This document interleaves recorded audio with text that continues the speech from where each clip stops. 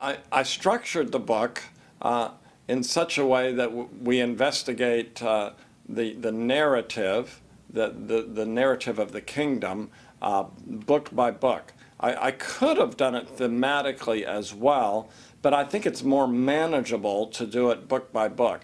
And of course, most of the Old Testament is historical anyway, so it tells the story. So I have a narrative approach that also includes the wisdom literature, but fundamentally we have a narrative approach. So I'm looking at what is each book, what is each piece of literature, how does it contribute to that theme of the king and his beauty, to the theme of the kingdom, where we have God as king, human beings as subject, and then the land, the place where the reign of God is extended through human beings. So I'm not saying in the book, I'm not saying that's the only way to do biblical theology. I don't think that's the only way to unpack the narrative, but I think it's a helpful way to unpack the narrative and to look at the story as it unfolds in both the Old Testament and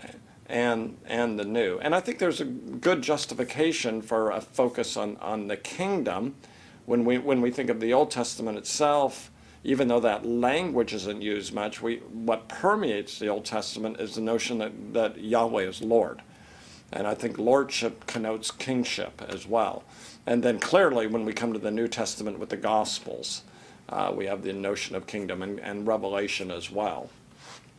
I had to make some decisions along the way. Some of them were difficult. I put the 12 minor prophets together because I think they had similar themes, and I was trying to keep the book at a manageable size as well. I put Paul together thematically, since he's the same author, and tried to look at his major themes. But most of the time, in most instances, I looked at each book individually.